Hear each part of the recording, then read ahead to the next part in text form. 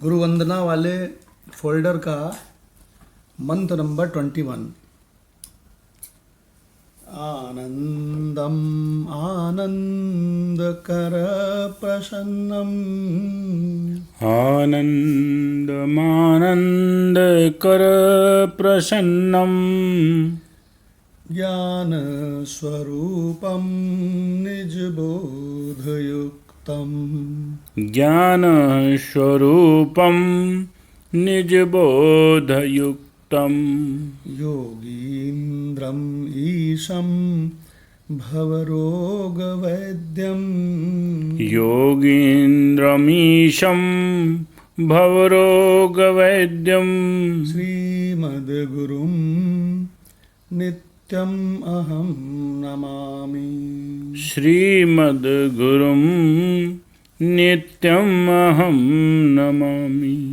ओम शांति शांति शांति। ॐ शान्ति शान्ति शान्ति। ओम शांति मंत्र का मंत्र नंबर 4। ओम स्वस्ति न इंद्रो वृद्धश्रवाः ॐ स्वस्ति न इन्द्रो वृद्धश्रवाः स्वस्ति नः पूषा विश्ववेदाः स्वस्ति न पूषा विश्ववेदाः स्वस्ति नस्तार्क्ष्यो अरिष्टनेमिः स्वस्ति न तार्क्ष्यो अरिष्टनेमि स्वस्ति नो बृहस्पतिर्दधातु स्वस्ति नो बृहस्पतिर्दधातु। ओम शांति शांति शांति। ॐ शान्ति शान्ति शान्तिः। ओम गीता तत्वालोक, जो कि श्रीमद् भगवद गीता की तात्विक व्याख्या है, और ये तात्विक व्याख्या परम पूज्य उड़िया बाबा जी के द्वारा लिखी गई है। और इसमें हम लोग का अध्याय 9 चल रहा है भगवान, 30 मंत्र चले। और इसमें मंत्र नंबर 30 प्रारंभ होगा जी। अच्छा, उसमें हो गया ज्ञानेश्वरी गीता से हो चुका है भगवान, और दोबारा गीता जो तत्वालोक से चलेगा। व्याख्या नहीं हुई है। अच्छा प्रारंभ हो चुका है। अच्छा, मंत्र नंबर 30, ठीक है। एक बार दोबारा से लेते हैं इस मंत्र को। अपि चेत सुदुराचारो अपि चेत् सुदुराचारो भजते माम् अनन्यभाक् भजते माम् अनन्यभाक् साधुः एव समन्तव्यः साधुः एव स मन्तव्यः सम्यक् व्यवसितो हि सः सम्यक् व्यवस्थितः हि सः। ये मंत्र, इस तरह के 2 मंत्र हैं गीता में। एक द्वैत भक्ति वाला और एक ज्ञान वाला। तो ये जो द्वैत भक्ति वाला है ना, ये भी ज्ञान वाला ही मानो, क्योंकि इसमें भगवान ने अनन्य भाग कह दिया। अनन्य भाग माने क्या होता है? अनन्य भाव से। तो अनन्य भाव से का मतलब क्या हुआ? एकत्वेन भक्ति। अनन्य माने क्या होता है? अन्य ना होवे, बिल्कुल। तभी तो वही तो अनन्य है। तो भगवान इस मंत्र में कहते हैं कि अगर कोई अनन्य भाव से मुझे भजता है, मेरा सेवन करता है, तो वो साधु ही मानने योग्य है। साधु एव समन्तव्यः, वो साधु ही मानने योग्य है। अपि चेत सुदुराचारो, चेत माने क्या होता है? यदि। चेत माने होता है यदि। जी। तो अपि चेत सुदुराचारो, चाहे वो जितना तगड़ा दुराचारी होवे, लेकिन अगर वो मेरा सेवन करने लगा है, मेरा भजन करने लगा है, तो वो साधु ही मानने के योग्य है। क्यों? क्योंकि अब वो वही बढ़िया काम करने लगा है जिसके लिए मनुष्य जन्म भया है। अभी तक न जाने क्या क्या कर रहा था, रात दिन पैसा ही कमा रहा था पगलाया हुआ। उसको ख्याल ही नहीं है कि 1 सेकंड में ये सारा पैसा छोड़ के उसको जाना है। रात दिन व्यवहार ही करे जा रहा था, मारे व्यवहार के पूरा व्यवहार में ही लगा रहता था। उसको पता ही नहीं है कि अरे भाई 50 साल की उम्र के बाद में व्यवहार कम करना चाहिए, व्यवहार को धीरे धीरे कम करना चाहिए। जहाँ 50 की उम्र हो गए तहाँ गृहस्थ समाप्त। क्यों भाई? गृहस्थ समाप्त, व्यवहार फिर कम करना चाहिए, फिर भगवान की भक्ति, भगवान के ज्ञान की ओर चलना चाहिए। देखिए कितना बढ़िया मंत्र है। कहते हैं इसी मंत्र का चौथा पद देखें, सम्यक व्यवसितो ही सः। वो अब यथार्थ निश्चय वाला हो गया है कि गुरु पूरे संसार को परख के देख लिया। तो बोले कैसा निकला? अरे बोले बिल्कुल बेकार निकला, है ना। Checked the whole world minutely, है ना। हमारे लोग के डिपार्टमेंट में लिखते हैं स्क्रूटिनाइज्ड, है ना, स्क्रूटिनाइज्ड लिखते हैं, scrutinised minutely the whole world minutely and not found in order. क्यों भाई? अंट संट सृष्टि, ये अंट संट सृष्टि है ना। कुछ सलामत ही नहीं रख सकते। कुछ पता ही नहीं क्या खबर आएगी, क्या जाएगी, कब पता नहीं कौन सी खबर आ जाएगी, कब पता नहीं कौन सी चली जाएगी। और सब नासवान है, सब बिछड़ने वाला है। तो कितना बढ़िया भगवान, ये हमको बहुत अच्छा लगता है ये वाला मोहर कि scrutinised the whole world very minutely and not found in order hence rejected. और जब हमने ऐसा बोला तो हमने श्रुति के मंत्र में भी यही पाया। माधव भगवान का, राणा भगवान का बड़ा प्रिय मंत्र है, परीक्ष लोकान। लोक माने जगत, जगत की परीक्षा करी। क्यों भाई?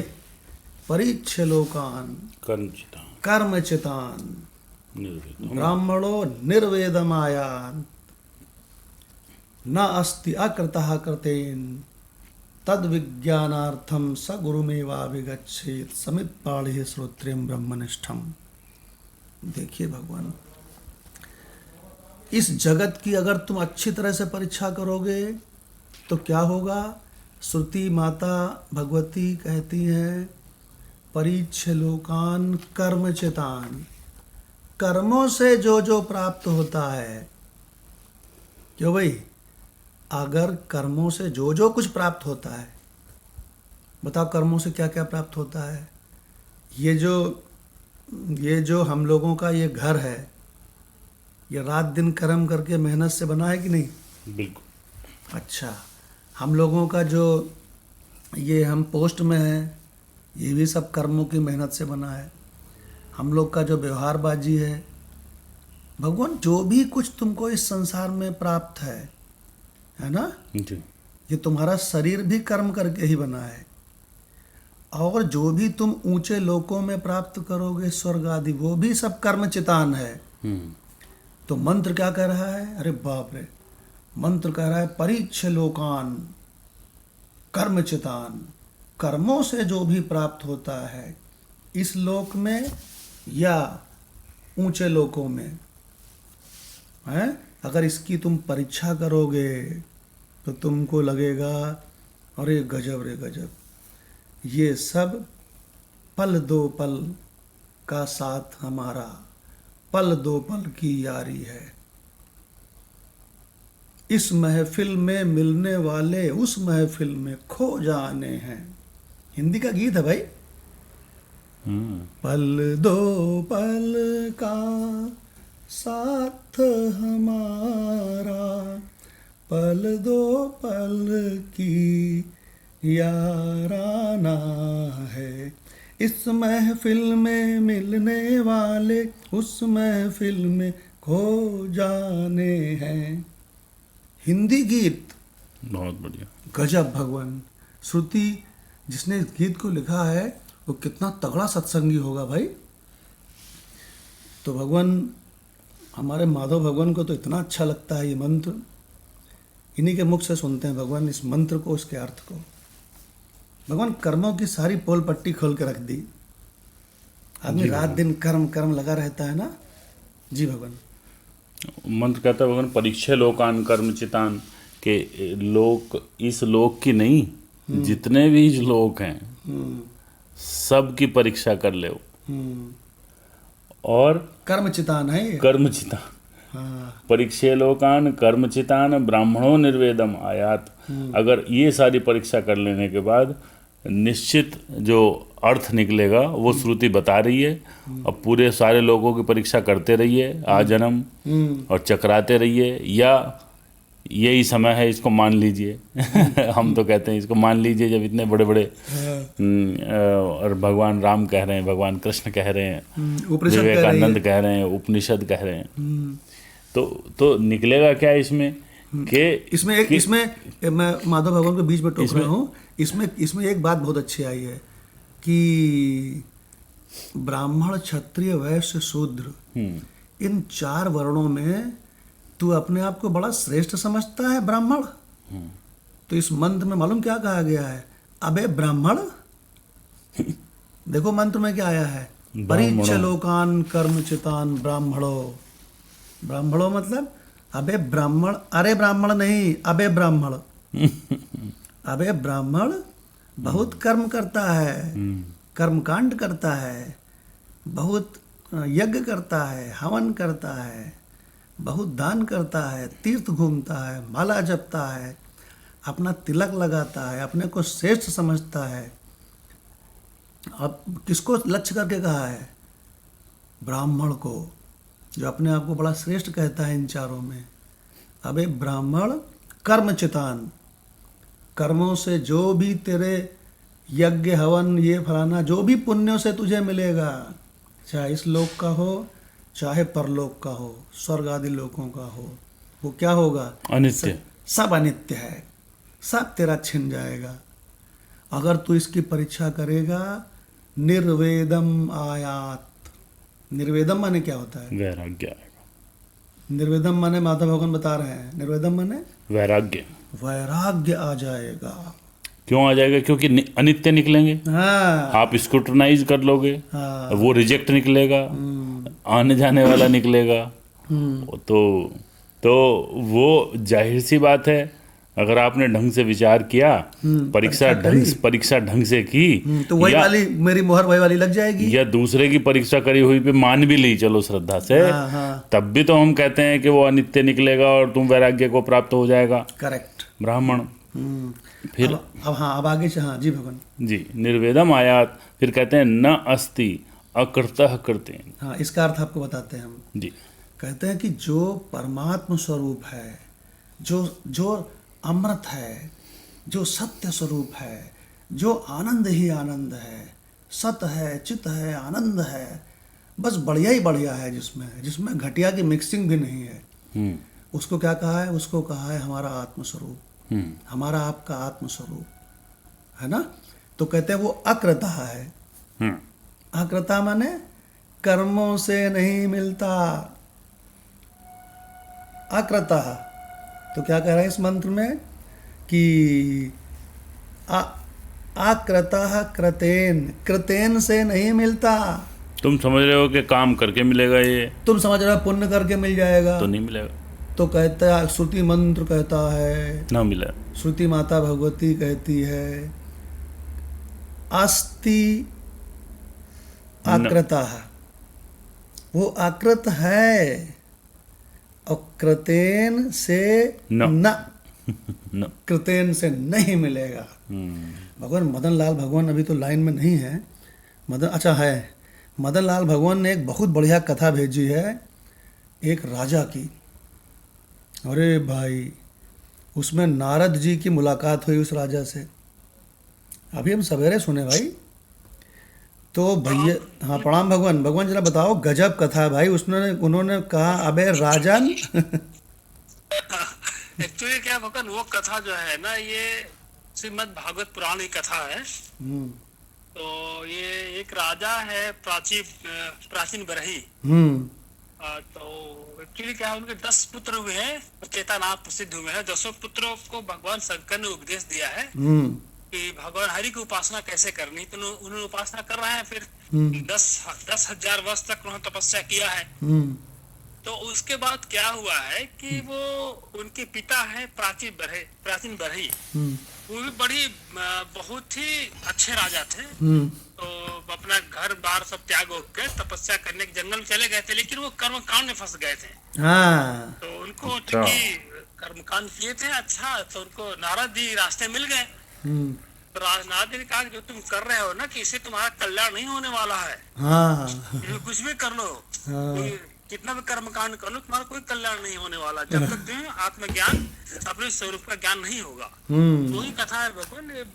की कथा भगवान बहुत लंबी थी, तो लेकिन बाद में आगे चलकर थोड़ा दूसरी कथा आ रहा था उसमें हाँ कि भगवान, इसलिए मैं कर हाँ, दिया। ये मदन लाल जी की कथा को भगवान इसको यूट्यूब में डालेंगे हम, क्योंकि इसमें मालूम क्या आया है, इसमें कहते हैं, इसमें मालूम क्या बोला है, नारद जी तो जब ब्रह्म ज्ञान उनको प्राप्त हो गया तब की बात है, उन्होंने कहा, हे राजन, तुम ये जो कर्मकांड वगैरह में रात दिन लगे रहते हो, तो इससे कौन सा कल्याण प्राप्त कर लोगे, ऐसे बोला है। और भगवान उसके बाद उनको बहुत जो है कसकर डांटा। वो राजा क्या कहता है, कहता है, अरे प्रभु, मैं तो कर्मकांड में, उपासना में, लोकाचार में इतना फंस गया हूँ रात दिन कि मुझको इसके, हाँ क्या वो फंस गया हाँ कि अब कोई रास्ता बताइए जिससे मेरा कल्याण हो। तो हाँ नारद बताइए। तब उन्होंने, तब उसमें नारद जी उसको उपदेश देते हैं कि राजन, ये कर्म कांड, उपासना, ये जो तुम दुनिया भर के लोकाचार, व्यवहार, रिश्तेदार, नातेदार, और लोग बुरा ना मान जाएं, इसमें रात दिन जो फंसे हो ना, इससे कौन सा कल्याण कर लोगे मूर्खाधिराज। तो कहता, हमको मार्ग बताइए। भगवान, क्या नाम था भगवान उस राजा का, कौन सी ब्रही, भगवान प्राचीन बरही, प्राचीन ब्रही राजा। प्राचीन बरही है। हाँ, अरे गजब भगवान। तब उन्होंने, नारद जी ने उसको उपदेश दिया और कहने लगे, मैं तुझे ब्रह्म विद्या का उपदेश देता हूँ, जब तक तू अपने स्वरूप को नहीं पहचानेगा तब तक तेरा कल्याण नहीं हो सकता, मूर्ख राजा। भगवान, इतनी बढ़िया मुझे कथा लगी, और सभी से रिक्वेस्ट है कि शास्त्रों में कोई बहुत गजब की चीज़ मिले तो उसको अलग से हमको भेजिए, क्योंकि उसको ऐसी चीज़ों को ही तो हमें संजोना है। हमें YouTube में केवल 2 चीज़ें डालनी है। नंबर 1, शास्त्रों के बढ़िया बढ़िया मंत्र, उपनिषद के, गीता के, अवधूत गीता के, सारे टॉप क्लास मंत्र। नंबर 2, सारे टॉप क्लास रहस्य, और ये सभी को एक क्लिक पे उपलब्ध होंगे। जैसे ही वो कोई भी YouTube का क्लिक करेगा, वो जो उसका लिंक है, तो लिंक खुलेगा, तो लिंक में जैसे ही उसको ओम दिखाई पड़े, ओम को टच करेगा तो उसको सामने चैनल खुला मिल जाएगा। चैनल में जैसे ही वीडियो पे क्लिक करेगा तो सारे वीडियोस आ जाएंगे। अब भगवान वो किसी भी रहस्य को, किसी भी मंत्र को 5 ही 7 मिनट में सुन सकता है। तो भगवान इस कथा को उसमें डालेंगे। गजब की कथा है भाई मदन लाल जी की, और इन्होंने बड़ा संक्षेप करके उसको बोला है, अच्छी आवाज़ में बोला है। तो भगवान, माधव भगवान से उस मंत्र को सुनते हैं जिसमें ये कहा गया है कि परीक्ष लोकान, अबे तू महापुरुषों के अवतारों के उपदेश को नहीं मानता है, तू ससुरे खुद परीक्षा करके देख ले कि कर्मों से जो भी मिलता है ये सब का सब छूट जाता है। क्यों जयप्रकाश? अब हमारे और आपके माता पिता ने खूब मेहनत करके और खूब बढ़िया घर बनाया, क्यों जयप्रकाश? और खूब बढ़िया सारी व्यवस्था करी, टॉप क्लास, और कोई किसी तरह की कमी नहीं रखी, खूब बढ़िया मकान, खूब बढ़िया उसमें हर प्रकार की व्यवस्थाएं कर्मों से प्राप्त करी। तो ये बताओ कि वो उनकी सब के सब छूट गई कि नहीं? बिल्कुल बिल्कुल। और जो हम लोग रात दिन व्यवस्था में लगे हैं, जरा थोड़ा गोल्ड छिपा के धर ले टाइल के पीछे, जरा रुपयों की गड्डी इधर छुपा दो उधर छुपा दो, अब मार रिश्ते नाते ये कर्मों से सब छूट, ये व्यवहारबाजी ये हमारे लोग की बनी रहेगी कि एक झटके में छूट जाएगी? बताओ जयप्रकाश। एक झटके में छूटेगी। देखिए, तो यही तो मंत्र कह रहा है, कह रहा बेटा तुम मेरी बात नहीं मान रहे हो, परीक्षा करके देखो। वो भगवान वो झटका भी नियत हो ना, हाँ कि चलो इस समय पे झटका आएगा, हाँ, तब भी चलो ठीक है। अचानक जब भी कोई प्लानिंग कर सकता है किसी तरह की, यहाँ तो कुछ पता ही नहीं। अच्छा, यहाँ पे ये मत कि अगली समझना, सांस आएगी कि नहीं आएगी, ये हमारा पहला सत्संग है कि लास्ट का है, कुछ नहीं पता। कुछ पता नहीं है। बहुत बढ़िया। तो जो सुन रहे हो ऐसा सुनो कि काम बन जाए। ऐसा सुनो जैसे परीक्षित ने सुना था हाँ, बस कि यही है इसका कि तरीका। अरे बाप रे, क्या पता लास्ट सत्संग हो। बिल्कुल। देखिए भगवान, और आपको एक चीज बता दें कि ये मत समझना कि यहाँ पे डॉक्टर वैद्य गया, रोगी गया, क्यों गया सकल संसार। कबीर साहब कहते हैं ये हैं ऐसा भगवान ये संसार है कि वैद्य मुआ, रोगी मुआ, मुआ सकल संसार। और कबीर साहब को कौन सा ज्ञान मिल गया कि कहते हैं एक कबीरा ना मुआ, जाके राम था। कौन सा ज्ञान मिल गया? माधव भगवान पहचान गए स्वरूप को। पहचान गए कि मैं ही राम हूँ। उन्होंने कहा मैं नहीं मरता, वैद्य भी मरता है, रोगी भी मरता है, सारा संसार मरता है, मुआ सकल संसार, लेकिन एक मैं नहीं मरता हूँ। बताओ माधव भगवान कैसे कह दिया उन्होंने? अधिष्ठान, अपने मैं, स्वरूप को पहचान अपना गए। स्वरूप। तो भगवान इस मंत्र की आगे की लाइन है, हाँ, जी, तद विज्ञानार्थम। तद विज्ञानार्थम। इसलिए कर्मों की परीक्षा करके देख लिया। और वो पहली लाइन में कह दिया कि कर्म से प्राप्त किए जाने वाले जितने भी लोग हैं उनकी परीक्षा करके और उनको अनित्य जानकर ब्राह्मण वैराग्य को प्राप्त हो जाए। और समझ ले, यहाँ विज्ञप्ति दी है, थोड़ा टाइट किया गया है, समझ ले कि किए जाने वाले कर्मों से स्वतः सिद्ध नित्य परमेश्वर अकृत नहीं मिलेगा। जिसकी मोक्ष की तुम्हें इच्छा है वो नहीं मिल सकता, नहीं मिल सकता। क्या बात है भगवान। तो फिर वो अगला प्रश्न उठता है हाँ। कि वो फिर मिलेगा कैसे गुरुजी, कैसे होगा भगवान? तो वो फिर कहते हैं, आंसर देते हैं, तद विज्ञानार्थम, उसे जानने के लिए, उसे जानने के लिए जो मुमुक्षु हो, अगर बढ़िया से जानना चाहते हो तो स गुरुम एव अभिगच्छेत, कि जो आत्मज्ञान के लिए गुरु हैं उनके पास जाएं। अपने नौकर को ना भेज दें, अपने चाचा जी को भी ना भेज दें। क्या करें? सा माने वो खुद जाए, सा लिखा है, तद विज्ञानार्थम सा वही जाए। कहाँ जाए? गुरुम एव, गुरु के पास ही जाए। ही, अब काहे एव के माने लिए जाए? ही। एव माने ही, गुरु के पास ही जाए। और आगे कह रहे हैं काहे के लिए जाए? वहाँ लड़का मांगने ना जाए, वहाँ मकान मांगने ना जाए, वहाँ प्रमोशन मांगने ना जाए। तो कहते काहे के लिए जाए? हाँ भगवान। समित प्राणी सोत्र्यम ब्रह्मनिष्ठम। वाह। तो किसके लिए जाए? तो कहते हैं तद विज्ञानार्थम, उसी के विज्ञान के लिए जाए, उसी को पहचानने के लिए जाए। तो वो विज्ञान अर्थात यहाँ अनुभव की बात करी है। करेक्ट। कि वो तुम्हारे अनुभव में भी झलक जाए। विज्ञान माने अनुभव होता है। हाँ। ज्ञान माने थ्योरेटिकली जानना, विज्ञान माने अनुभव से जानना, है ना? थ्योरेटिकल जाना तो क्या जाना, तो क्या जानना। तो इसलिए जो मुमुक्षु है वह उस आत्मज्ञान की प्राप्ति के लिए हाथ में समिधा लेकर समित प्राणी जो आया वो समिधा के लिए आया कि कुछ अपनी श्रद्धा भाव से जो भी कुछ आप ले जा सकते हो वो गुरु के लिए लेके रखो और हाथ में लेकर के जाओ, गुरु के पास जाओ और वेद को भली भांति जानने वाले जो ब्रह्मनिष्ठ हों उनके पास जाओ।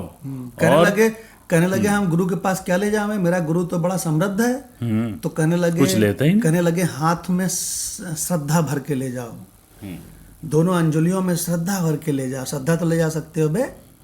देखो भगवान क्या मंत्र है, बहुत बढ़िया मंत्र है।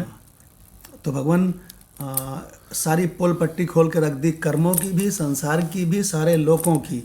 और उसके बाद बोले उस आत्म स्वरूप को पहचानो बच्चों जो नाश नहीं होता। और कहते कैसे पहचाने, तो बोले आत्मविद के पास जाओ और श्रद्धा से जाओ, उसकी टेस्टिंग करने के लिए मत जाओ। देखिए भगवान ये जो हमें पूरा दिख रहा है ये पूरी ना लाइफ स्टाइल है किसी भी जीव की। हाँ। जो ये दिख रही है सामने, जो पहली लाइन है परीक्षलोकान, जो पहली लाइन है, जैसे हमने इसको दृष्टांत लें तो जैसे अभिमन्यु था ना, अभिमन्यु को चक्रव्यूह में जाना तो आया और लौटना नहीं आया। तो लौटना सीखना बहुत जरूरी है। तो कहने का मतलब ये है लौटना सीखो है अभिमन्यु। हाँ, लौटना सीखो।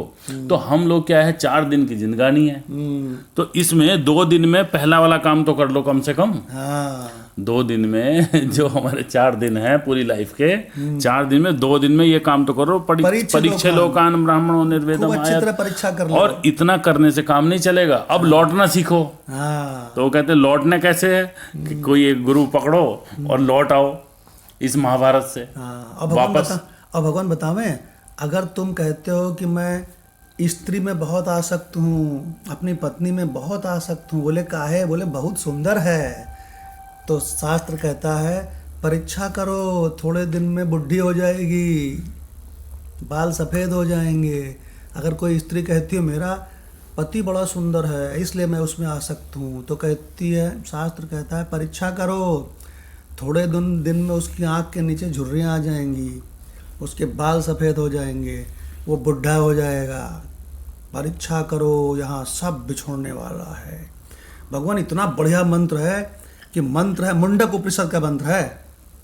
माधव भगवान बताएंगे नंबर, मुंडक उपनिषद के प्रथम मुंडक का 1, 2, 12 कहते हैं इसको। प्रथम मुंडक के दूसरे खंड का दूसरे खंड का 12वां मंत्र। 12वां मंत्र। देखिए भगवान, तो भगवान ये परीक्ष लोकान, इसको चेक कीजिएगा, शायद इसको यूट्यूब में हमने भेजा नहीं है अभी। नहीं भेजा है, तो इसको डाला जाएगा यूट्यूब में। सुंदर मंत्र है जी भगवान। अब राणा भगवान से रिक्वेस्ट है कि इसका अर्थ, पहले इस मंत्र का अर्थ बता दें गीता के पदच्छेद से, और उसके बाद में कंचन भगवान से रिक्वेस्ट है कि गीता तत्वालोक से इसको पढ़ेंगे भगवान अर्थ। जी भगवान, संगति दी हुई है भगवान कि दुराचारी होने पर भी दृढ़ निश्चय एवं अनन्य भाव युक्त भगवत जन का महत्व तथा और भी मेरी भक्ति का प्रभाव सुन, यदि कोई अतिशय दुराचारी भी अनन्य भाव से मेरा भक्त होकर मुझको भजता है तो वह साधु ही मानने योग्य है, क्योंकि वह यथार्थ निश्चय वाला है, अर्थात उसने भली भांति निश्चय कर लिया है कि परमेश्वर के भजन के समान अन्य कुछ भी नहीं है।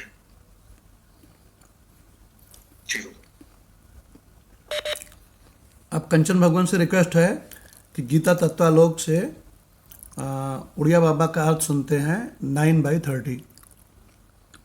जी भगवान प्रणाम। भगवान जी प्रणाम। संगति जी कह रहे हैं कि अगले श्लोक में भगवान भजन का प्रभाव दिखलाते हैं। अब अंत तक यही प्रसंग चलेगा। भावार्थ है कि यदि कोई अत्यंत दुराचारी भी अनन्य भाव से मेरा भजन करता है तो उसे साधु ही मानना चाहिए, क्योंकि उसने यथार्थ निश्चय कर लिया है। व्याख्या में बाबा जी कह रहे हैं कि पहले जो पापी होते हैं वे धीरे धीरे भजन के प्रभाव से पुण्यात्मा हो जाते हैं, जैसे वाल्मीकि, बिलव, मंगल इत्यादि। वास्तव में दुराचारी ही को भजन करने की, झूठे को ही सत्याभाषण की और अज्ञानी को ही शास्त्र अध्ययन की आवश्यकता है। क्या बात है। ज्ञानी को नहीं। भजन इस प्रकार करना चाहिए कि इष्ट देव के अतिरिक्त और किसी का सहारा न रहे। वाह। जैसे लड़की ससुराल में सेवा तो सबकी करती है, परंतु प्रेम तो निरंतर पति से ही रहता है। इसी प्रकार जिसे सारा संसार प्रतीत होते हुए भी गंधर्व नगरवत जान पड़े, सबके बीच में रहते हुए भी काम आदि विकार ना हो और निरंतर आत्माकार वृत्ति रहे, उसे साधु ही समझना चाहिए। वह तत्काल धर्मात्मा हो जाता है और परम शांति को प्राप्त होता है। यही बात अगले श्लोक में बतलाते हैं। जी भगवान। परम शांति। बहुत ही गजब की व्याख्या की है भाई उड़िया बाबा ने। उड़िया बाबा ने यहाँ पे ये बता दिया। हमको एक जने मिले थे तो कहने लगे अपिचेत्सु दुराचारी अपिचेदसि पापेभ्यो में एक मंत्र ज्ञान वाला है, अपिचेदसि पापेभ्यो सर्वेभ्यः पापकृत्तमः सर्वम ज्ञानप्लवेन व्रजनम संतरिष्यसि। वो तो ज्ञान वाला है। और इस वाले मंत्र को बता रहे थे कि अपिचेत्सु दुराचारो भजते माम अनन्य भाग, ये द्वैत भक्ति वाला है। तो हम कहा तुम बहुत बड़े मूर्ख हो। अनन्य है ना। हम कहा उसमें अनन्य भाग लिखा हुआ है। अनन्य भाग माने अन्य नहीं है। अरे गजब है गजब। तो बोले अरे ये तो हम समझे नहीं, कभी देखे नहीं कभी। हम कहा देखना। तो यहाँ पर उड़िया बाबा ने भी वही अर्थ लिया है। क्या अर्थ लिया है? बहुत बढ़िया अर्थ लिया है कि जिसे सारा संसार मालूम पड़ते हुए भी गंधर्व नगर के समान झूठा जान पड़े। गंधर्व नगर जानते हो कि नहीं? जैसे कि हम लोग पहले अटारी में सोते थे बचपन में। जयप्रकाश गांव में अटारी में सोते थे कि नहीं? सारे लोग शाम को खाना खा के लाइन से लेटते थे अटारी पे। तो अटारी में जब लेटते थे छत पे तो खुला आसमान दिखता था। तो खुले आसमान में अपनी कल्पना से एक खूब बढ़िया सा नगर बना लेते थे कि वो देखो सुंदर नगर, वो देखो राजा रथ से जा रहा है, वो देखो कितने दरबारी हैं, वो देखो रानी का महल है। ऐसे देखते थे हम लोग। तो वो जो हम देखते थे वो कहीं है थोड़ी। क्यों भाई? इसको बोलते हैं गंधर्व नगर। तो क्या कह रहे हैं? झूठा। कल्पना से कहते हैं जिसे सारा संसार मालूम पड़ते हुए भी गंधर्व नगर वत झूठा जान पड़े, सबके बीच में रहते हुए भी जिसमें काम आदि विकार ना हो और निरंतर आत्माकार वृत्ति रहे। लो माधव भगवान, ये निरंतर आत्मा। ये भक्ति का है कि ज्ञान का है? ज्ञान का है भगवान। अनन्य भाग। भक्ति परवान चढ़ रही है यहाँ। हाँ। अच्छा बताओ, भक्ति माता कब प्रसन्न होती है माधव भगवान? तब ज्ञान और वैराग्य उसके अच्छे हष्ट पुष्ट हों।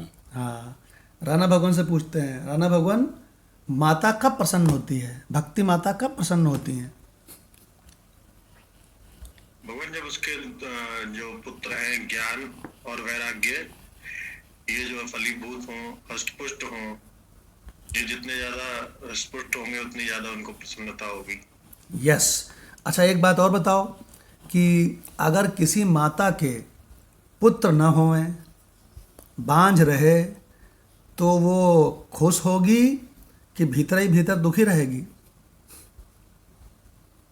खुश नहीं होगी भगवान, वो तो दुखी रहेगी। माता कहलाएगी तब जब मतलब कि पुत्र हो। हाँ। तो भगवान इसका मतलब भक्ति पूरे के पूरे भागवत को हम एक लाइन में सुना दें आपको। भक्ति माता तब प्रसन्न होती हैं जब वो माता बन जाए। उनके पुत्र और भक्ति माता के दो पुत्र कौन से हैं? एक ज्ञान एक वैराग्य।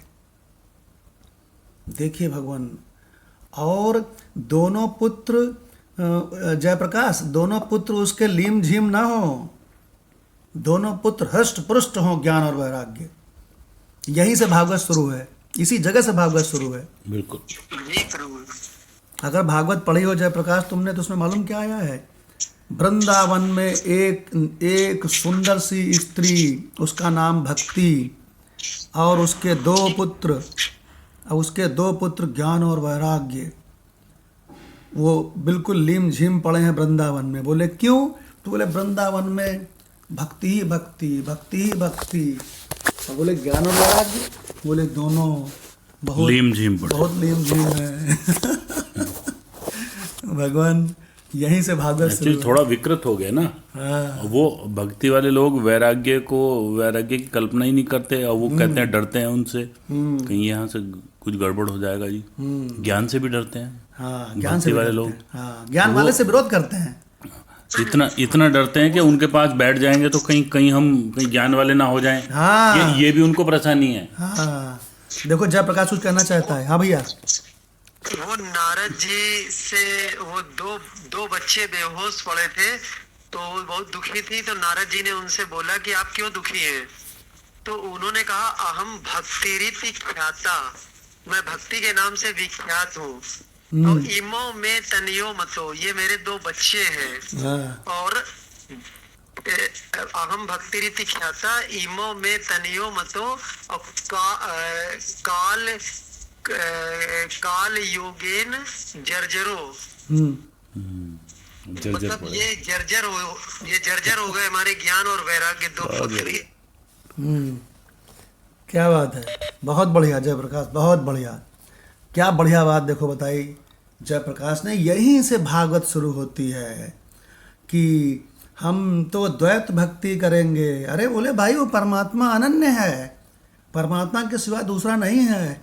बोले नहीं, हम दूसरा बना के रखेंगे, चाहे हम तुच्छ सा बना के रखें, मैं तुच्छ हूँ, तुम महान हो। अरे बोले वो बहुत महान है, इतना महान है कि तुम जो तुच्छ है ना उसी में समा जाओगे। कहें नहीं, हम अलग रहेंगे थोड़े से, चाहे हम बहुत ही नन्हे तुच्छ रहें।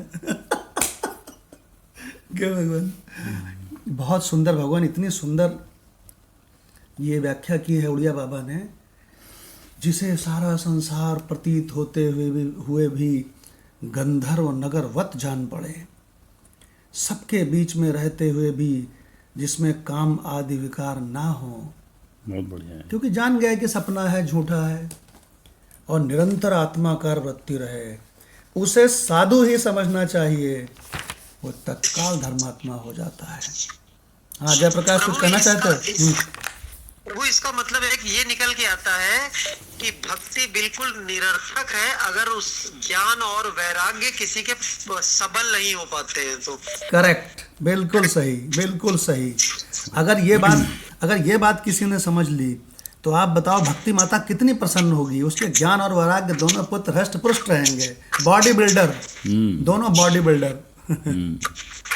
वो जैसे किसी को इनवाइट किया, किसी लेडीज को अपने घर में खाना खाने पे इनवाइट किया और उसके दोनों बच्चों को खाना नहीं दिया, लेडीज को कपड़े दिए, खाना दिया, तो बिल्कुल नाखुश रहेगी, बहुत नाराज रहेगी।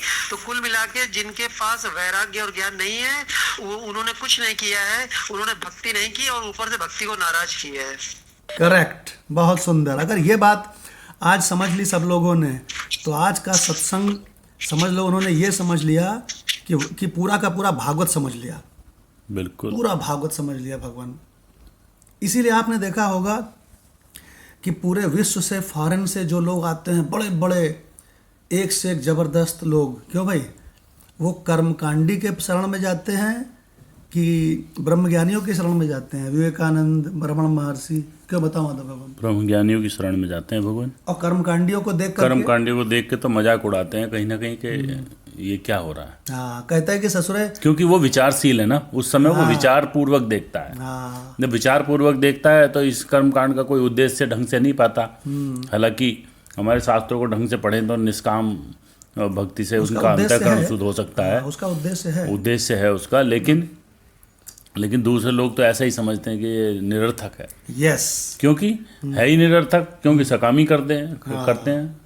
करेक्ट, बहुत बढ़िया बात कही है। तो हम ये कहना चाह रहे थे, जो सबने मोहर लगाई इस पे, कि भक्ति माता के जो पुत्र हैं ना, उनसे डरते हैं। हाँ उनसे डरते हैं कहीं हमें ले ना जाए पकड़ के। हाँ, वैराग्य और ज्ञान ये कहीं हमें ले ना जाए। ये जो द्वैत भक्ति वाले हैं, ये ज्ञान वालों से विरोध रखते हैं। और जबकि ये नहीं जानते हैं कि हम जब ऊंचे लेवल पे जाएंगे तो हम इन्हीं के यहाँ पहुंचेंगे, ये नहीं जानते हैं। वो उसी छत पे चढ़ना आ जाए। हाँ, जयप्रकाश कुछ कहना चाहते हो? माइक ऑन है। प्रभु जैसे उसमें बोला है कि अहम भक्ति रीति खाता इमो में तनियो मतो, और ज्ञान वैराग्य न मानो काल योगेन जर्जरो। तो जैसे किसी व्यक्ति को अगर ज्ञान नहीं होता है तो वो सोचता है मैं ज्ञान मतलब ज्ञानी से नाराज रहते हैं। तो ज्ञानी से नाराज रहने का मतलब ये है कि ये उनके मन का एक मिथ्या भ्रम है कि हमने भक्ति कर ली, हम प्रसन्न कर दिया और भक्ति कर ली। तो जैसे श्री कृष्ण भगवान ने भक्ति की भी प्रशंसा की है, लेकिन भक्ति की उन्होंने प्रशंसा की है सार्वांग, और इन्होंने उसको आंशिक पकड़ा है दुनिया वालों ने। बहुत सुंदर, बहुत सुंदर। और आपको एक बात बता दें कि जो पूरी भगवत गीता में 700 मंत्र हैं, तो हमको जो है कोई भी बतावे, राणा भगवान से पूछते हैं कि राणा भगवान उसमें कितने मंत्रों में कर्मकांड है, बताओ। अभी तक तो नहीं मिला होगा। लाल सिंह भगवान, पूरे भगवत गीता में 700 मंत्र हैं, है ना? उसमें कहीं एक भी मंत्र कर्मकांड का है? नहीं भगवान, उसमें तो निष्काम कर्म और ये भक्ति योग और ज्ञान योग तीन ही तरह के हैं भगवान। तो इसका मतलब ये हुआ कि अगर ध्यान से देखा जाए तो एक भी मंत्र ये नहीं कह रहा है कि कर्मकांड करो, ऐसे करो, ये करना चाहिए। कुछ नहीं, भगवान एक भी मंत्र ऐसा नहीं है कि कर्मकांड को ऐसे करो। देखिए, तो भगवान ने वेदों का निचोड़ नहीं बताया है। भगवान ने वेदों का ही निचोड़ नहीं बताया है। भगवान ने वेदों का प्रयोजन बता दिया है, तत्व ज्ञान बता करके। बिल्कुल। देखिए भगवान क्या महिमा है भगवान कृष्ण की, कि भगवान कृष्ण वेदों का जो प्रयोजन है, स्वरूप को पहचानना। देखो, विवेकानंद जी से एक प्रश्न पूछा गया जी कि आपके संपूर्ण जीवन का क्या प्रयोजन है, तो विवेकानंद जी ने क्या कहा था? बंद हो गया, है ना? तो इसके लिए आपको यहाँ से परमिट कर दिया गया है। तो राणा भगवान बताओ कि जो हम लोग की बात चल रही थी कि पूरे गीता के 700 मंत्रों में कोई एक भी मंत्र ऐसा है जिसमें भगवान ने कहा है कर्मकांड को ऐसे करो वैसे करो? बताओ। कोई नहीं, कहीं नहीं बताया भगवान, कहीं नहीं बताया। इसका मतलब कौन कहता है कि भगवान ने वेदों को बताया है गीता में? नहीं, उपनिषदों को बताया है। उपनिषदों को बताया भगवान ने। हाँ, भगवान ने क्या कहा है? देखिए, उपनिषदों के बारे में क्या है कि सर्व उपनिषदों गावो। जयप्रकाश बहुत बढ़िया मंत्र है। सारी उपनिषदें गैया हैं, दोग्धा गोपाल नंदना, उनसे दूध निकालने वाला ग्वाला कृष्ण है। और उसने वो दूध निकाल करके किसके लिए निकाला है? तो कहते हैं जीवों के लिए। तो बोले कि वो कौन सा दुग्ध है जो जीवों को पिला करके वो अमर कर देना चाहता है कन्हैया? तो कहते हैं उस दुग्ध का नाम है उपनिषदों का ज्ञान। इसको कहते हैं गीता। बहुत सुंदर। हाँ, सर्व उपनिषदों गावो करके गूगल में मिल जाएगा। जी भगवान, अब इस मंत्र की व्याख्या लाल सिंह भगवान के मुख से सुनते हैं, मदन लाल जी के भगवान के मुख से सुनते हैं। मदन लाल जी, आपके पास you are having this Geeta Ras Ratnakar?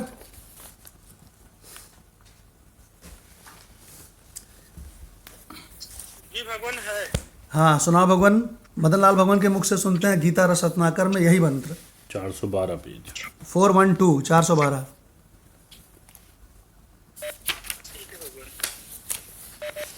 समो अहम हम सर्वभूतेषु न मे देशो अस्ति न प्रिय ये भजन्ति तु माम भक्त्या मयि ते तेषु च अपयः। ये तो मंत्र नंबर नहीं, मंत्र नंबर 9/30 पढ़ना है आपको। ठीक है भगवत। अपि चेत स दुराचारो भजते माम अन्य भाग साधुरेव च मंतव्य सम्यग्यव्य प्रसिद्धो ही सः। अब प्रश्न यह आया कि यदि कोई दुराचारी हो तो भगवान क्या करेंगे? दुराचारी को छोड़ देंगे या पकड़े रहेंगे? क्योंकि कोई कोई प्रेमी ऐसा होता है कि आचरण में कभी च्युत हो जाता है या नीचे गिर जाता है, ज्ञान में भी कभी पूर्णता नहीं होती। तो प्रेमी तो हो परंतु उसका ज्ञान अधूरा हो और आचरण भी त्रुटिपूर्ण हो, तो भगवान क्या देखेंगे वहां? बोले कि भगवान न तो उसकी ज्ञान की ओर देखेंगे और न आचार की ओर। भगवान तो प्रेम को ही देखते हैं, प्रेम को छोड़कर और कुछ देखना उन्हें नहीं आता है। पहले भगवान की आंख सबको देखा करती थी, परंतु उन्होंने भक्त के प्रति प्रेम का एक ऐसा लेंस लगा दिया है कि उनको न तो अपने भक्त के ज्ञान की कमी दिखती है और न उसके आचरण की त्रुटि दिखती है। वाह। वे देखते हैं केवल उसका प्रेम। रहत न प्रभु चित चुक ये की करत सुरती है सय बार ये की जही अघ बधेउ ब्याग जिमि बाली फिरी सुकंठ सोई किन्न कुचाली सोई करतूति विभीषण केरी सपने हूँ सोन राम यह हेरी। भगवान को भक्त का दोष दिखता ही नहीं है। ये भगवान कृष्ण में भगवान एक बड़ी बड़ी विशेषता है, और ये विशेषता मैंने आप में भी देखी है कि आपके जो यहाँ भक्त लोग हैं वो कैसे भी पढ़े, मतलब कि उसको आप इतनी अच्छी तारीफ करते हैं, उनकी कमियां नहीं देखते हैं। हमने एक बात बड़ी आपने गौर किया है कि उसकी तारीफ की पुल बहाते रहते हैं। तो भगवान कृष्ण भी भगवान यहाँ अपने भक्तों में कोई उनको कमी कोई नहीं दिखाई देता है। तो भगवान को भक्त का दोष दिखता ही नहीं है। भक्त का दोष देखने में भगवान अंधे हैं। अरे सोचते हैं कि हर समय दोष देखते रहना और उसके लिए आंखों को खुला रखना क्या अच्छा लगेगा, इसलिए उन्हें कभी बंद करना चाहिए और कभी खोलना चाहिए। जब भक्तों का गुण देखना होता है तब भगवान आंखें खोल लेते हैं, और जब भक्त का दोष देखना होता है तो आंखें बंद कर लेते हैं। बहुत बढ़िया पैरा है। गजब भाई। अपि चेत दुराचार जैसे स महात्मा सुदुर्लभ के साथ सु था, वैसे यहाँ दुराचारा को सुदुराचारा कर दिया है। इसका अर्थ है कि कच्चा दुराचारी नहीं, पक्का दुराचारी। भजते माम अन्य भाग। भक्त ने यह प्रतिज्ञा कर ली कि अब मैं भगवान को छोड़कर गजब भाई, और क्या किसी की व्याख्या सेवा नहीं करूंगा। उन्हीं का शौचालय साफ करूंगा, उन्हीं के घर में रास्ते में झाड़ू लगाऊंगा, और वे बेचेंगे तो बिक जाऊंगा, लेकिन उनको नहीं छोड़ूंगा। भगवान ने कहा कि महात्मा लोगों देखो, अब तुम उनको दुराचारी मत कहना, जीभ से भी उनको दुराचारी मत कहना और मन से भी दुराचारी नहीं कहना, पूरा साधु मानना। ये का यही तात्पर्य है ही। तब क्या कहें महाराज? बोले कि देखो, मनुष्य का जो जीवन है वह कर्म रूप नहीं है, निश्चय रूप है। पंचदशियों में आया है कि यश्चित्त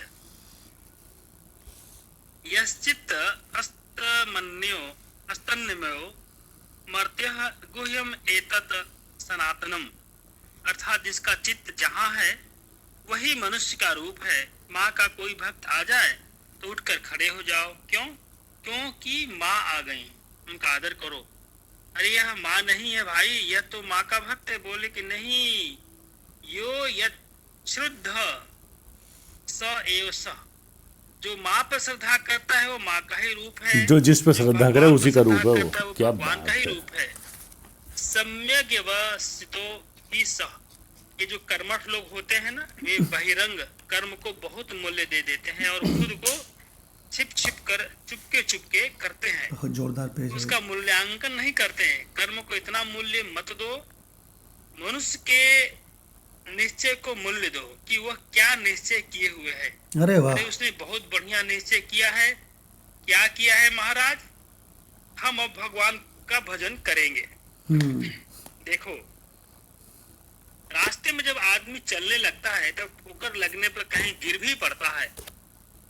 हम लोग एक बार बद्रीनाथ जा रहे थे तो देवप्रयाग तक जाते जाते ऐसा हो गया कि चल ही न सके। 5-6 दिन वहीं ठहर गए, वहाँ डॉक्टर की दवा की, अच्छे हुए और फिर आगे बढ़े।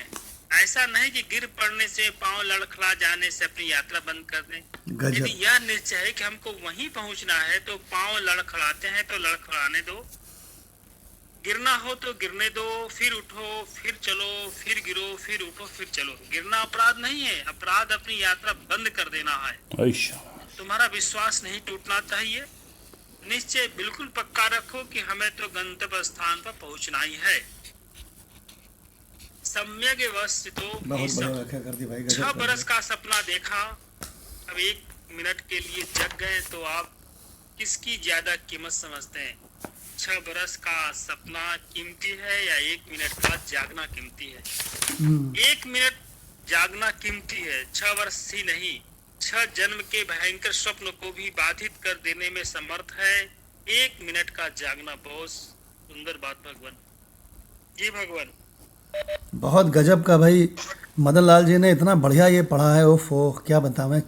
पेज नंबर 413 भगवान, ये पेस्ट पेज है, क्योंकि इसमें ऐसे बढ़िया बढ़िया रहस्य आ गए कि भगवान जो है ना, वो भक्त के दोष कभी देखते ही नहीं हैं।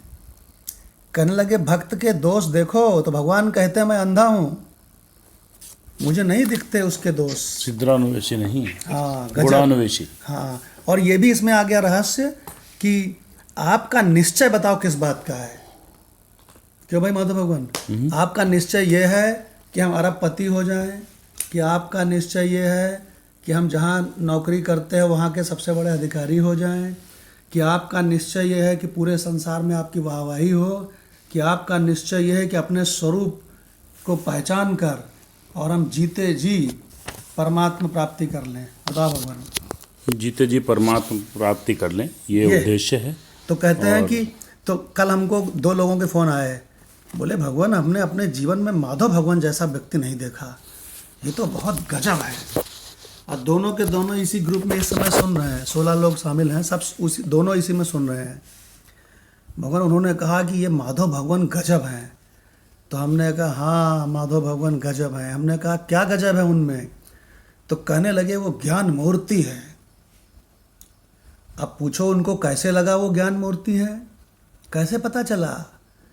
क्योंकि किसी ज्ञान वाली जो चीज़ है वो उनके रग रग में समा गई है। ऑफिस से समय मिलता है ज्ञान का आनंद, घर से समय मिलता है ज्ञान का आनंद, सब्जी मंडी में जा रहे हैं कार से ज्ञान का आनंद। अरे भगवान, सिर से पांव तक ज्ञान मूर्ति है, गजब। और भगवान ये क्यों होता है? एस.के. द्विवेदी को कुछ लोग कहने लगे एस.के. द्विवेदी ज्ञान मूर्ति हैं। अरे हमका कद्दू कोई मूर्ति नहीं है, मैं तो अपने गुरु का शिष्य हूँ। तो कहें तुम्हारा गुरु कैसा?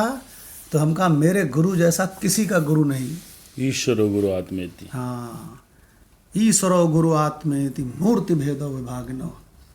जयप्रकाश जो हमारे गुरु जी हैं, जो अपने पिताजी, उनके आसपास कोई जल्दी फटक सकता था? कितने स्ट्रिक्ट थे बताओ? अरे वो जब दुनिया में सबसे ज्यादा आपको मानते थे और जरा सा नाराज हो जाए तो आप भी आसपास नजर नहीं आते। हमारे यहाँ पे ये जयप्रकाश कहता था कि पापा के सामने जाना हो तो हेलमेट पहन के जाओ, ऐसे कहता था। नहीं, हम लोग इधर से जाते तो हेलमेट पहनवा देते थे आप पहले ही। तो भैया हेलमेट वेलमेट लगा लो। तो भगवान इतनी बढ़िया व्याख्या मदन लाल जी भगवान ने की है कि इस मंत्र को भगवान बहुत सुंदर। इसका वो बना लेना पीडीएफ इस मंत्र का। और हम तो बल्कि मदन लाल जी से ये कहते हैं कि भगवान इस वाले मंत्र को खूब बढ़िया सा ऑडियो में बोल करके और भेजिएगा, इसको यूट्यूब में डालेंगे। क्या व्याख्या की है भगवान, गजब कर दिया भाई, सेव हो जाएगा। तो अब भगवान कंचन भगवान से रिक्वेस्ट है कि इसी का संत ज्ञानेश्वरी गीता का ले लें 9/30। जी भगवान स्वामी जी कह रहे हैं कि इस प्रकार निर्मल प्रेम भाव से जो लोग मेरा भजन करते हैं उनको पुनः शरीर प्राप्त नहीं होता, फिर चाहे वे लोग किसी भी जाति के हों, इसमें कुछ भी हानि नहीं है। हे सुभट अर्जुन, यदि आचरण की दृष्टि से ऐसा मनुष्य दुराचारी भी हो तो भी यह नहीं भूलना चाहिए दूसरा अर्थ लगाया दे अवसान के समय वह भक्ति के चबूतरे पर चढ़ चुका होता है। कैसा भी अंतःकरण हो, होने फिर के समय मैं ज्ञान हो गया जैसी तो हो बुद्धि गया। होती है तद अनुसार आगे की गति का स्वरूप भी निश्चित होता है। इसलिए जो अंत काल में अपना जीवन भक्ति के हाथ में सौंप देता है वह पहले चाहे दुराचारी भी रहा हो, पर अब वह अपनी भक्ति के बल से सर्वश्रेष्ठ ही गिना जाना चाहिए। यदि कोई व्यक्ति एक बार किसी बाढ़ में डूब जाए और बिना मेरे ही सकुशल बाहर निकल आवे तो उसका पहले का डूबना जैसे व्यर्थ हो जाता है, वैसे ही यदि देवसान काल में व्यक्ति भक्ति ग्रहण कर ले तो उसके पूर्वकृत समस्त पाप मिट जाते हैं। इसलिए यदि कोई व्यक्ति किसी समय दुराचारी भी रहा हो, पर यदि वह पश्चाताप रूपी तीर्थ में अवगाहन करके शुद्ध मन से मेरे स्वरूप में समा जाए तो उसका कुल पवित्र ही समझना चाहिए और यह मान लेना चाहिए कि उसकी कुलीनता निर्मल है और वास्तव में उसने अपना जन्म सार्थक कर लिया है। फिर उसके लिए ऐसा हो जाता है कि मानो उसने समस्त विद्याओं को पढ़ लिया हो, सब प्रकार के तप को कर चुका हो और अष्टांग योग का अभ्यास कर लिया हो। हे पार्थ, अब इस विषय के विस्तार की आवश्यकता नहीं। कहने का अभिप्राय यही है कि जिसके चित्त में मेरा अखंड अनुराग उत्पन्न हो जाता है वह पूर्णतः सब कर्मों से पार हो जाता है। एक रीति जो अपने मन और बुद्धि की सारी क्रियाएं एक निष्ठा की पिटारी में भरकर पूर्ण रूप से मेरे अधीन कर देता है, वह इसी प्रकार कर्मातीत हो जाता है। जी भगवान। गजब भगवान। वही आज के सत्संग में जो अभी बात चली थी ना कि परीक्ष लोकान कर्मचितान, तो कर्मचितान कर्मों से जो भी कुछ मिलता है वह सब नाशवान है। तो यही स्वामी जी ने इसमें अर्थ लगा दिया कि जो कोई इस परम रहस्य को समझ जाता है वो भगवान से इतना प्रेम करता है कि भगवान ही भगवान रह जाते हैं। तो बोले वो कहाँ चला जाता है, तो कहते वो भगवान में एक हो जाता है। तो कहते कर्मों का क्या हुआ, तो कहते हैं कर्मों को एक बहुत बड़ी पिटारी में बंद करके भगवान, वो भी भगवान से एक हो जाता है। देखिए भगवान जो कि त्यों दर्दिनी चदरिया। एक बहुत महत्वपूर्ण बात बता रहे हैं, वो सुनो ध्यान से। ऐसा है कि कभी भी आपका पतन हो जाए तो ये इसमें कोई बड़ी बात नहीं है। बड़ी बात ये है कि आप उठ करके फिर खड़े हो जाएं और वापस फिर अपने ट्रैक पर आ जाएं। भगवान चाहे जितना बड़ा पाप आपसे हो जाए, बहुत ध्यान से सुनना भगवान, बहुत इम्पोर्टेंट बात है, चाहे जितना बड़ा पाप आपसे हो जाए लेकिन उसका सच्चा पश्चाताप यही है कि दोबारा वो पाप रिपीट ना हो। ये निर्णय कर लो। अगर रिपीट हो गया तो आपने पश्चाताप नहीं किया। अभी क्या पढ़ा कंचन भगवान ने, वो पश्चाताप रूपी नदी में डुबकी मारता है, अब अवगाहन करके उठ खड़ा होता है। देखिए भगवान, चाहे जितना बड़ा पाप हो जाए, देखिए भगवान बड़े बड़े एग्जाम्पल हैं इसके। बिल क्लिंटन का नाम सुना है? जी। बिल क्लिंटन आपको मालूम है अमेरिका का प्रेसिडेंट था। तो बिल क्लिंटन ने एक बार अमेरिका में किसी स्त्री का रेप किया और उस स्त्री ने इसकी कंप्लेंट कर दी वहाँ की कोर्ट में। कोर्ट में बिल क्लिंटन को बुलाया गया। तो बिल क्लिंटन को जब सारी कार्रवाई हुई तो बिल क्लिंटन से कहा गया कि आप इस पर कुछ बोलिए।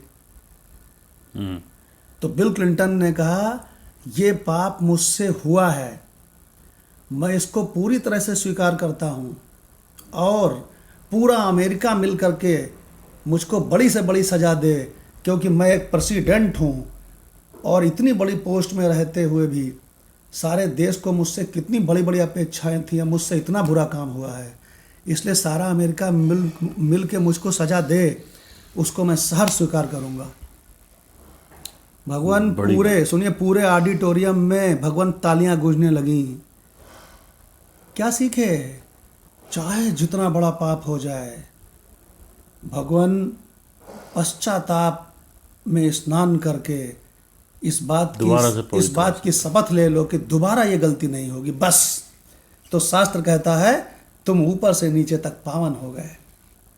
देखिए भगवान। स्वामी अखंडानंद जी का भी पढ़ा हुआ, तो वो कह रहे हैं सत्संग करते हुए कि जितने भी यहाँ लोग बैठे हैं तुम हमें कुछ समझते हो तो आज हम तुम्हें बताए दे रहे हैं इस गद्दी से, व्यास गद्दी से। नहीं, उन्होंने कहा मैं घोषणा करता हूँ। हाँ, मैं व्यास गद्दी से बैठ के घोषणा करता हूँ कि आपके जितने भी पाप हैं पास्ट के सब जीरो हो जाएंगे, केवल हमें ये वादा दो तुम कि आज से वो रिपीट नहीं होंगे। हाँ, स्वामी अगर ये देते हो तो हम अभी माफ करते हैं, आपका कोई बाल बाका कोई ईश्वर नहीं कर सकता। हाँ, ऐसे बोला।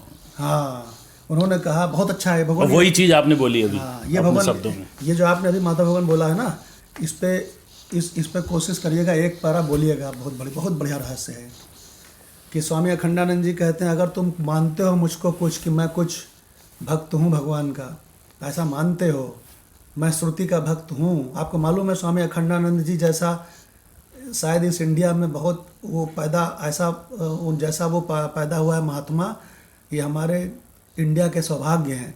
बिल्कुल भगवान उनका ग्राफ हमेशा ऊपर को ही गया है। स्वामी अखंडानंद जी को जो पढ़ लेता है ना, दीवाना हो जाता है उनका। तो भगवान स्वामी अखंडानंद जी ने सभा में कहा तुम्हारे सभी लोगों के सारे पाप मैं बिल्कुल शून्य करता हूँ, मैं अखंडानंद शून्य करता हूँ, लेकिन एक बात का वादा करो कि आज के बाद वो पाप रिपीट नहीं करोगे। यही बात हमने दूसरे शब्दों में कही जी। तो भगवान इसके साथ में हमारा ये मंत्र समाप्त होता है। कल हम लोग मंत्र लेंगे 9/31 और 9/31 जो मंत्र है उसमें स्टार्टिंग क्या है? क्षिप्रम भवति धर्मात्मा। क्षिप्रम माने क्या होता है? शीघ्र। कहते हैं कि जो ऐसा बंदा है वो बहुत शीघ्र ही धर्मात्मा हो जाता है। बोले अच्छा, बोले वो धर्मात्मा हो जाता है? तो बोले ऐसा धर्मात्मा हो जाता है कि शाश्वत शांतिम निगच्छति, उसको सदा रहने वाली परम शांति प्राप्त हो जाती है। अब सदा रहने वाली परम शांति तो सदा में ही मिलेगी, यानी कि अपने स्वरूप को पहचान जाता है। तो इस मंत्र को हम लोग कर लेंगे भगवान। क्षिप्रम भवति 9/31। अब हम लोग भगवान 3 मिनट के लिए अपने अनंत चैतन्य स्वरूप में बैठेंगे। जिस अनंत चैतन्य स्क्रीन में मुझ आत्म स्वरूप में न जाने क्या क्या मालूम पड़ता है। कभी जागने का संसार मालूम पड़ता है और बिला जाता है, कभी फिर दूसरी फिल्म सपने का संसार मालूम पड़ती है, बिला जाती है, कभी सबका अभाव सुसुप्ति मालूम पड़ती है, वो भी बिला जाता है। लेकिन मैं आत्मस्वरूप, मैं अनंत चैतन्य आत्मस्वरूप बिल्कुल ज्यों का त्यों रहता हूँ। 3 मिनट के लिए हम लोग इसमें बैठेंगे। और संसार की ओर मन क्यों नहीं जाना चाहिए? क्योंकि जब संसार का वजूद ही नहीं है, जब संसार सपना है, झूठा है, तो काहे को उधर मन जाएगा भाई 3 मिनट के लिए।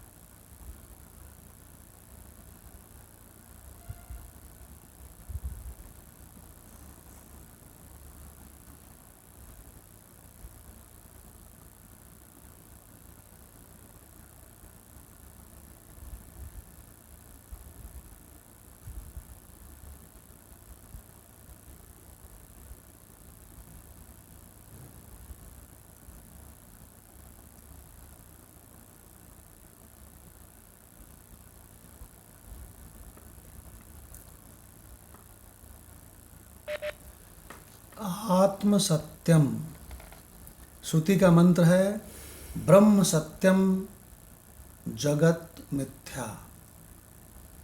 कहने लगे जीव के बारे में बताओ, तो कहने लगे जब ब्रह्म ही सत्य है, जगत है ही नहीं कहीं, तो फिर जीवो ब्रह्म एव, जीव ब्रह्म ही है, ना परः, कोई दूसरी वस्तु नहीं। ओम शांति शांति शांति। प्रणाम भगवान। प्रणाम लाल सिंह भगवान। प्रणाम भगवान। प्रणाम सतीश भगवान। प्रणाम छोटू भगवान। प्रणाम छोटू भगवान। प्रणाम अलका भगवान।